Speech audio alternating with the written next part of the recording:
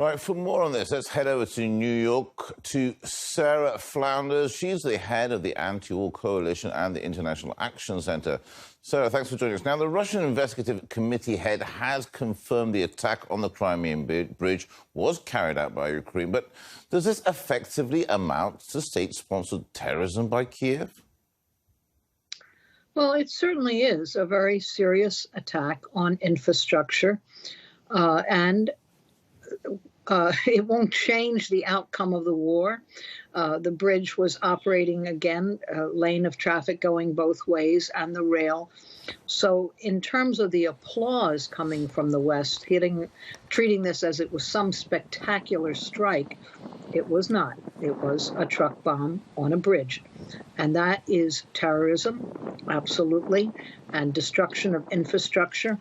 But it will not decisively change the war, change the balance of what is going on, or the real losses that Ukraine is going through, because it doesn't have the capacity to continue its resistance. But it does have the capacity to carry out again and again terrorist attacks. And that does seem to be the way they're going. Can they make an explosion in a city, and that looks like where they say they're going now, or on rail lines? It's really criminal conduct, without a doubt.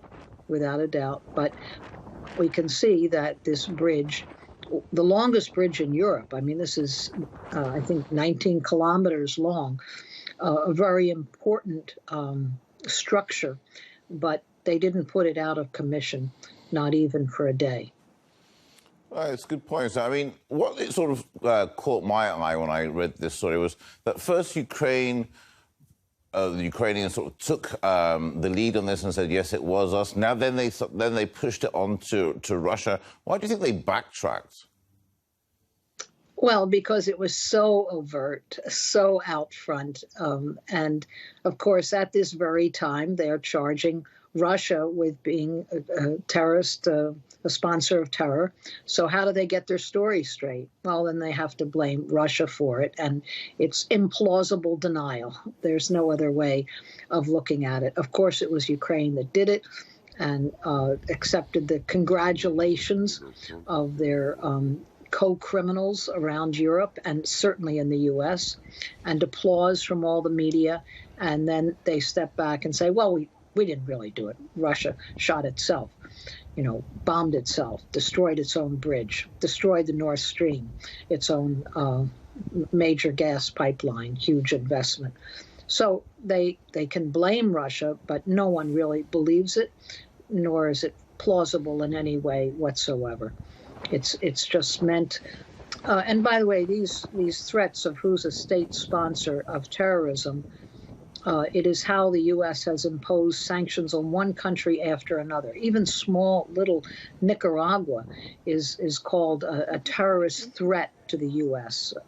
And for that, sanctions are imposed in an effort to starve even small countries. So everywhere the U.S. has imposed sanctions, now on more than 40 countries around the world. They first claim that the country is some sort of a terrorist threat or a threat to the U.S. that must be met with efforts to deprive the entire civilian population of basic essential goods. It's not succeeding. The sanctions aren't succeeding. Their war is not succeeding. And even their destruction of this bridge is not succeeding. Indeed. I mean, we talk about the West here. I mean, the Western media outlets have attributed, I suppose, this attack on Ukrainian intelligence. But first of all, I mean, how significant is the bridge? And do you expect Washington to make any statements at all, or will they just pretend that it didn't really happen? Well, they applauded it on the front page of every publication, so they can't pretend it didn't happen. They certainly say it happened. That's important to know. The bridge is pretty important. It is the main link from Russia to Crimea, part of Russia, and acknowledged as such since 2014 in a fully democratic referendum where the population overwhelmingly was for joining with Russia.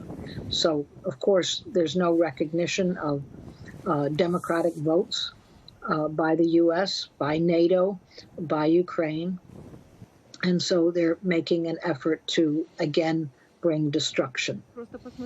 And that's what the entire war is about. It's how to expand NATO, how to, in every way, do whatever they can to damage Russia, both economically with sanctions, militarily with this war, and continue it through many different terrorist activities. While I have you here, I mean, your Antiwar coalition, this International Action Centre, I mean, how do you see things panning out in the next 3 to 6 months or to a year? Can we see diplomacy? Can we see a conversation being had? Is this war going on, or these attacks and this expansion of NATO going to continue regardless? Well, let me just say that despite endless, just reams and reams of propaganda, nevertheless, in every single way, the support in the U.S. for war against Russia is at the lowest percentage ever. There's just no support for this war. We have to admit that. We're organizing here in the U.S., there's going to be demonstrations from October 15th to the 23rd, now in 75 different cities. Now, these protests are just a beginning, a first step, but the very fact that they're happening in so many cities, saying no war, and really condemning NATO, the NATO military alliance, is very significant, and linking it to past wars. So we hope this is a sign of things to come, but it does have to be built in the most, we're up against enormous propaganda and huge support from both Republican and Democrat, from the entire political institutions in the U.S. who are for this war. So it's the population here that has to speak out, because it is leading to absolute economic deterioration here. Recession, inflation, cuts in every social program, and it is disastrous throughout Europe, where people have to choose between heating and eating. So the impact of this war is really coming home, and that hasn't happened in the past. It was the targeted countries that suffered, but for the most part, the countries waging the wars got off. This is really hitting them hard, and so we think it's an important time to be building the opposition to the war and building it in the streets with actions. Okay. I'm part of the United National Anti-War Coalition, UNAC, and they're the ones who have called these days of action, October 15th to the 23rd, and we could talk about that in another time, another Indeed. program, but it's very exciting to see that there is this beginning actual actions here.